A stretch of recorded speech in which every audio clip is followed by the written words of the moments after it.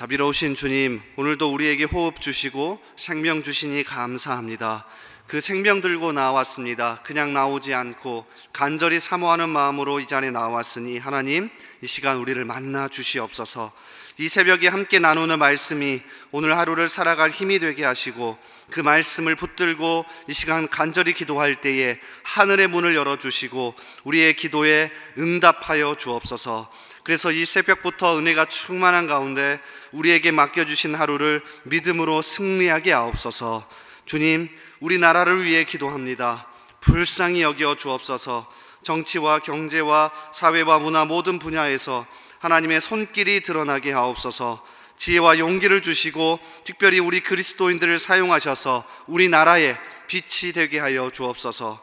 주님, 우리 대전중앙교회를 위해 기도합니다. 목마른 심정으로 간절한 마음으로 이 자리에, 이 예배에 나올 때마다 우리 성도들이 하나님의 살아계심을 경험하게 하옵소서. 특별히 주일 강단을 통하여서 광야가 숲이 되는 은혜가 있게 하옵소서.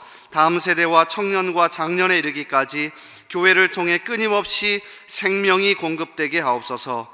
오늘 또 우리 대전중앙의 이름으로 살아가는 성도들의 삶을 붙잡아 주시고 직장과 사업장에서 생계를 이어갈 때에 주님의 도우시는 손길을 경험하게 하옵소서. 질병으로, 정신적으로, 심적으로 고통당하는 우리 성도들이 있습니다. 오늘도 함께 하시고 회복시켜 주시옵소서. 우리의 기도를 들으시고 함께 하시는 예수님의 이름으로 기도하옵나이다. 아멘. 우리 말씀 같이 찾겠습니다. 하나님께서 오늘 우리에게 주시는 말씀, 신약성경 누가복음 6장입니다. 누가복음 6장 12절에서 19절까지의 말씀입니다.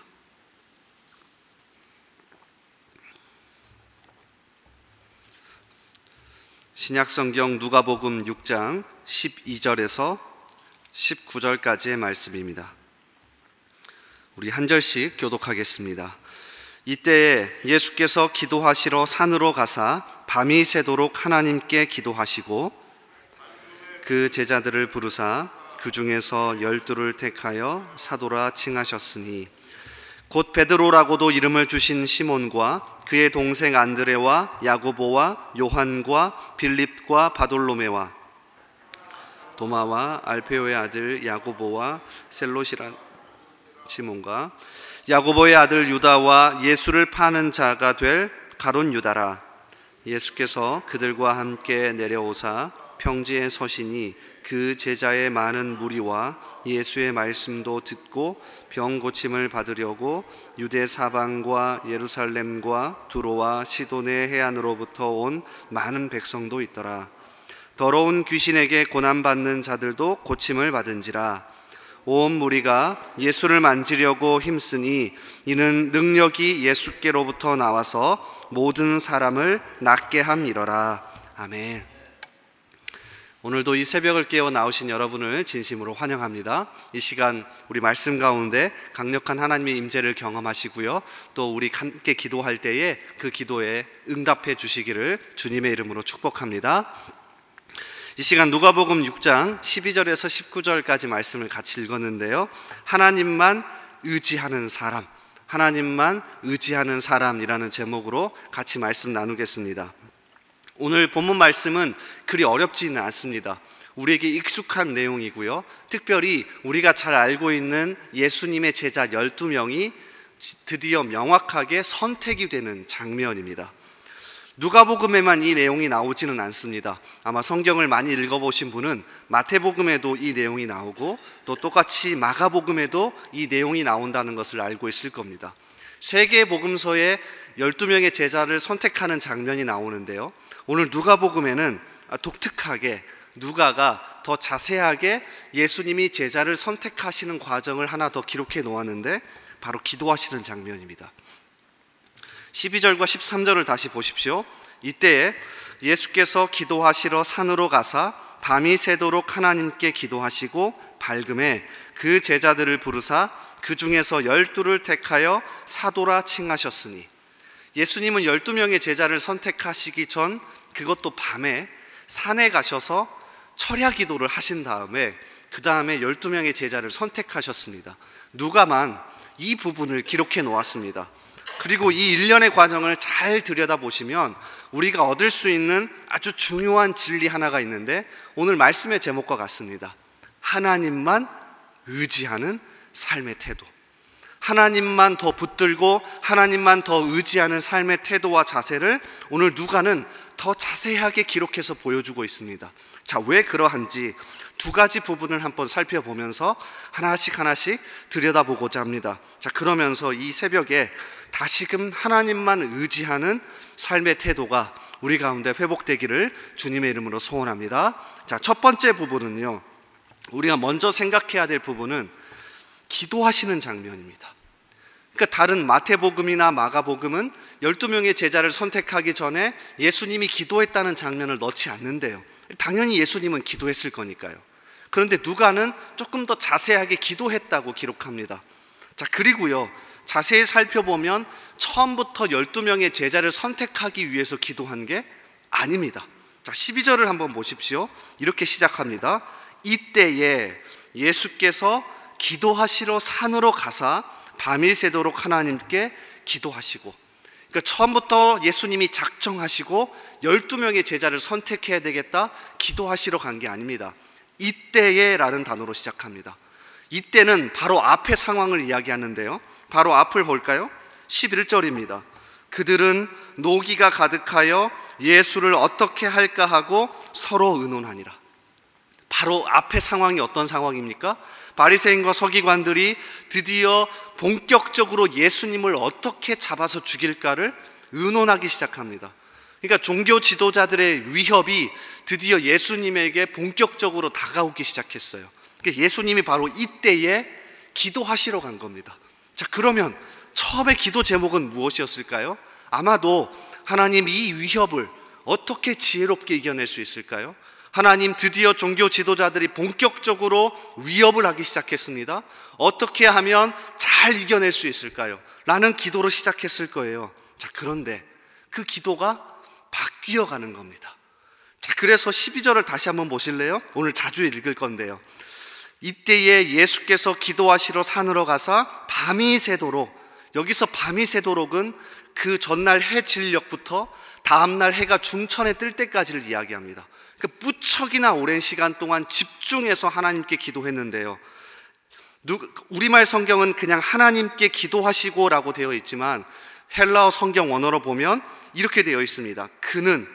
예수님은 하나님의 기도 안에서 밤을 지새우고 있었다. 예수님은 하나님의 기도 안에서 밤을 지새우고 있었다. 그러니까 우리에게 주는 교훈이 있는 겁니다. 누가가 일부러 예수님의 제자를 선택하시는 과정 앞에 예수님은 처음부터 12명의 제자를 선택하는 기도를 하시러 간 게 아니라 개인적인 기도, 우리도 그러지 않습니까? 하나님, 지금 어렵습니다. 지금 위험합니다. 하나님, 제가 지금 너무 고달픕니다. 이 위기를 어떻게 해결해야 할까요? 예수님도 그 기도를 하러 가신 겁니다. 자, 그런데 그 기도가 어떻게 바뀐 겁니까? 하나님의 기도 안에서 밤을 지새우고 있었다. 분명히 하나님께 달라고 기도하러 갔는데 주님을 목적 삼아 하나님을 더 의지하고 하나님을 더 붙잡는 기도로, 밤을 새워하는 기도로 바뀌어 가고 있었던 거죠. 이게 기도 아닙니까? 그러니까 우리의 기도도 이렇게 변화될 수 있기를 소원합니다. 그러니까 언제까지 하나님께 달라는 기도만 하실 겁니까? 누가는 오늘 말씀을 통하여서 예수님이 하신 기도의 장면을 통해서 우리에게 강력하게 외치는 겁니다. 달라는 기도 하셔야 합니다. 예수님도 이때에 종교 지도자들의 위협 속에서 기도하시러 갔습니다. 밤이 새도록 기도하러 가셨습니다. 그러니까 기도하셔야 합니다. 우리의 자녀를 놓고 기도하셔야 되고요, 나의 어려움을 놓고 기도하셔야 하고요, 나의 여러 가지 상황을 놓고 하나님께 해결해 달라고 기도하셔야 합니다. 그런데 그 기도를 하다 보니 어떻게 바뀌어 가는 겁니까? 하나님만 더 붙들고 의지하는 태도와 자세가 회복되어 가는 겁니다. 기도를 하면 할수록, 기도 생활을 오래 하면 할수록 이 자세가 회복되는 겁니다. 그러니까 예수님이 오늘 보여주시는 겁니다. 기도하면 할수록 더 하나님을 붙들고 더 하나님을 의지하는 방향으로 바뀌어 가는 것. 그래서 예수님의 기도가 종교 지도자들의 위협으로부터 벗어나려고 하는 그 기도에서 제자를 선택하는 방향으로 바뀌어 갑니다. 이게 정말 우리가 붙들어야 하는 것 아닙니까? 사무엘상 1장에 보면 비슷한 사람 한 명이 등장합니다. 사무엘의 어머니 한나죠. 한나도요, 얼마나 괴로웠는지 그의 남편과 가족 모두가 성경에 나와 있지 않지만 같이 분깃을 나누어 먹은 것으로 보아 화목제를 드리러 간 겁니다. 그러니까 모두가 기뻐하는 상황이에요. 다 즐기고 음식을 나누고 하나님께 예배드리는데요, 본인은 너무 괴로운 거예요. 아이가 없으니까. 그 성경을 읽어보십시오. 모두가 즐거워하는데 본인은 하나님 앞에 나와서 죽어라 기도합니다. 그래서 마치 술 취한 것 같이 보여서 당시 대제사장이 너 술 취한 것 아니냐라고 할 정도였죠. 근데 엘리가 아이가 없어 기도하는 그것을 통하여 시작했지만 나중에는 어떻게 바뀌어갑니까? 하나님을 더 붙들고요, 하나님과 마음이 통하는 기도를 하지 않습니까? 우리도 이런 기도, 우리도 이러한 신앙의 태도와 자세가 다시금 회복되기를 소원합니다. 우리부터 시작합시다. 새벽에 나오시는 여러분, 새벽부터 기도하시면서 다른 것 하지 마시고요, 하나님을 더 의지하고 하나님을 더 붙드는 삶의 태도가 강력하게 회복되기를 소원합니다. 자, 그런가 하면 두 번째로 생각해 볼 장면은 이 12명의 제자를 이렇게 어렵게 선택했는데요, 이 12명의 제자가 제자로 드디어 본격적으로 시작한 첫 번째 일인데요, 다른 것 없습니다. 딱 한 가지입니다. 능력을 발휘한 것도 아니고요, 뭔가 엄청난 대단한 일을 한 것도 아니고요, 딱 하나, 예수님이 하시는 일 하나를 보고 있는데요, 한번 보시겠습니다. 자, 17절을 보십시오. 예수께서 그들과 함께 내려오사 평지에 서시니 그 제자의 많은 무리와 예수의 말씀도 듣고 병 고침을 받으려고 유대 사방과 예루살렘과 두로와 시돈의 해안으로부터 온 많은 백성도 있더라. 많은 사람들이 병도 고침받고 능력도 경험하고 예수님의 말씀을 들으려고 몰려들었습니다. 자, 그때 제자들이 무엇을 합니까? 옆에서 도왔습니까? 옆에서 함께 무엇을 했습니까? 아닙니다. 딱 하나, 그런데 가장 중요한 것을 하고 있습니다. 자, 19절 보세요. 온 무리가 예수를 만지려고 힘쓰니 이는 능력이 예수께로부터 나와서 모든 사람을 낫게 함이로라. 12명의 제자들이 가장 처음으로 경험하고 가장 먼저 붙잡았던 건 능력이 예수님에게 나와서 사람들을 고치는 모습입니다. 그 제자들에게 예수님은 확실한 것 하나만 붙들겠습니다. 너희의 지혜도 아니고 너희의 경험도 아니고 너희의 능력도 아니고 나에게서 능력과 지혜가 나와 사람을 바꾸어 간다, 사람을 고친다. 이거 꼭 기억해야 한다. 그래서 제자들이요, 이 장면을 보고서는 마음에 새겼던 겁니다. 여러분, 진정한 힘과 능력은 예수님에게 있는 것 아닙니까? 그러니까 우리 말로는 정말 자주 하는데 어떻게든 삶을 살아내면 구체적인 현장에서는 예수님이 아니라 나에게 힘과 지혜와 능력이, 경험이, 그리고 나에게 물질이 있어야 힘이 있다고 생각하지 않습니까? 그러니까 이 사실을 뼈저리게 경험해가는 과정이 우리의 신앙생활이 아닌가 싶습니다. 남포교회 원로이신 박연성 목사님, 최근에 제가 이분에게 푹 빠져서 이분 책을 많이 찾아서 읽고 있는데요, 이분이 최근에 은퇴하신 분들을 모아놓고 강연을 자주 합니다. 자, 그러면서 이런 이야기를 하시더라고요. 한번 들어보세요. 우리같이 나이 든 사람이 남은 인생을 행복하게 사는 방법이 딱 하나 있습니다. 뭘까요? 몸이 다시 건강해지는 것, 다시 젊은 사람으로 돌아가는 것 아니랍니다. 진짜 힘과 능력은 예수님을 의지할 때 나온다는 사실을 철저하게 깨닫는 것입니다. 진짜 힘과 능력은 예수님을 의지할 때 나온다는 사실을 철저하게 깨닫는 것입니다. 나이가 들수록 힘이 줄어드는데 그것이 하나님이 허락한 방법입니다. 그런데 이 진리를 깨달으면, 예수님을 붙들을수록 힘이 나온다는 사실을 깨달을수록 오히려 더 강건해집니다. 이 진리를 깨닫지 못하면 비참하고 서럽습니다. 그래서 은퇴자들을 모아놓고 그럽니다. 우리 예수님 더 붙듭시다. 다른 것도 붙들지 맙시다 라고 이야기한답니다. 진짜 그렇지 않습니까? 그래서 사도 바울도 어쩌면 고린도 후서 4장에서 이렇게 이야기했는지 모릅니다. 고린도 교회는요, 읽어보시면 자신의 힘과 능력과 지혜를 자랑하던 교회였습니다. 모이면 나에게 능력이 더 있어, 모이면 나에게 힘이 더 있어, 나에게 돈이 더 있어 자랑하던 교회. 그 교회를 향하여 바울이 명확하게 이야기합니다. 고린도후서 4장 16절, 그러므로 우리가 낙심하지 아니하노니 우리의 겉사람은 낡아지나 우리의 속사람은 날로 새로워지도다. 겉모습을 자랑하고 힘과 지혜를, 돈을 자랑했던 고린도 교회를 향하여 명확하게 이야기한 겁니다. 그거 다 낡아진다, 그거 다 없어진다. 근데 진짜 힘은 예수님에게 있는 거야. 그래서 예수님을 붙들면 붙들수록 우리의 속사람이 더 강건해지는 거야.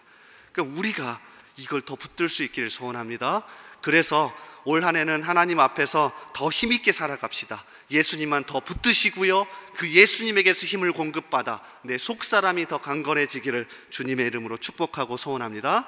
이 시간 말씀 붙들고 같이 기도하며 하나님 앞에 나아갑시다. 하나님, 오늘도 하나님 앞에 나왔습니다. 또 말씀 붙들고 기도합니다. 하나님의 말씀이 곧 행동의 시작이요, 하나님의 말씀이 곧 행동의 마침표이기에 우리가 말씀 붙들고 기도하오니 우리의 삶을 오늘도 붙들어 주시옵소서, 지켜 주시옵소서. 하나님 더 의지하며 나아가오니, 하나님만 더 붙들며 나아가오니 우리의 기도가 하나님의 기도가 되게 하시고 우리의 삶의 방향이 하나님을 더 향할 수 있게 해달라고 이 시간 말씀 붙들고 함께 기도합시다. 또한 우리 나라와 우리 교회를 붙들고 이 시간 함께 기도해 주십시오. 우리 대한민국 불쌍히 여겨 주옵소서. 하나님 100여 년 전에 복음을 보내주시고 특별히 여기까지 주님께서 붙들어 주셨는데 우리 믿는 자들이 먼저 정신 차리고 무릎 꿇고 기도함으로 우리나라 다시 살아날 수 있게 달라고, 각계 각 분야에서 성경적 가치관이 잘 발현될 수 있게 달라고 우리나라를 위해서 기도해 주십시오. 또 우리 교회를 위해 기도합시다. 우리 성도들이 나올 때마다 강단을 통해 은혜 받고 함께 나올 때마다 하나님의 살아계심을 경험하게 해달라고, 연약한 지체들 오늘 또 회복시켜 달라고 우리 교회와 우리나라와 말씀 붙들고 이 시간 간절하게 하나님 앞에 기도하며 나아갑니다. 우리 주여 한번 외치고 기도합니다.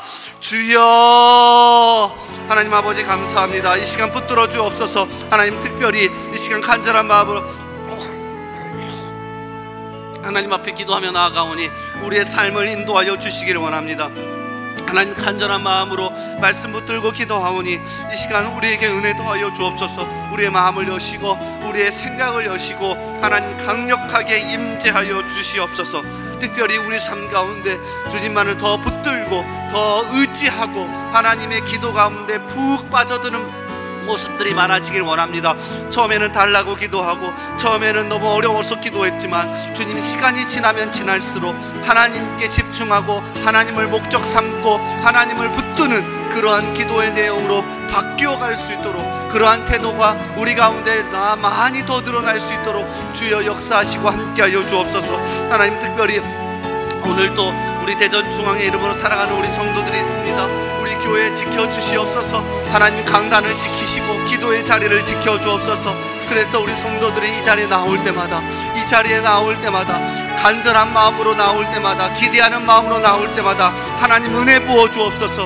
하나님 은혜를 부어 주옵소서. 생명을 부어 주옵소서. 그래서 우리가 살아나기를 원합니다. 우리가 그렇게 힘있게 살아나기를 원합니다. 하나님 인도하시고 하나님 붙들어 주시옵소서. 아버지 하나님 또한 우리의 삶 가운데 이 나라 허락하여 주시니 감사합니다. 복음 보내주시고 여기까지 성장시켜 주셨는데, 여기까지 오게 하셨는데 우리가 계속해서 이어가게 하시고, 특별히 우리 후손들을 위해 기도하오니 다시 한번 믿음의 자녀들이 일어날 수 있도록 우리를 사용하시고 우리의 간절한 기도를 들어주시옵소서. 하나님, 우리나라 정치와 경제와 사회와 모든 분야에서 하나님 성경적 가치관이 잘 발현되고 다시 한번 일어설 수 있기를 원합니다. 하나님 불쌍히 여겨 주옵소서. 하나님 불쌍히 여겨 주옵소서. 아버지 불쌍히 여겨 주옵소서. 은혜 베풀어 주시옵소서. 그래서 우리가 정말로 하나님 붙들고 다시 한번 일어서는 나라 될 수 있도록 하나님 도와주시옵소서.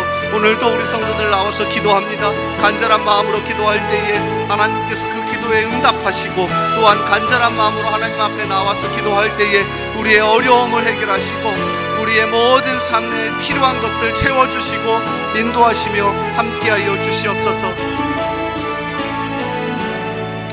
인도하 주시옵소서. 인도하 주시옵소서. 우리 계속해서 기도합니다. 매주 금요일은 특별히 성도들의 가정과 목장 사역 그리고 목장의 영혼들을 위해 기도하는 날입니다. 이 시간 기도하실 때 주여 우리 교회의 모든 가정마다 사랑 충만, 말씀 충만, 성령 충만하게 하여 주옵소서. 모든 부모마다 축복의 언어를 주시사 서로 격려하며 축복하는 가정이 되게 하옵소서.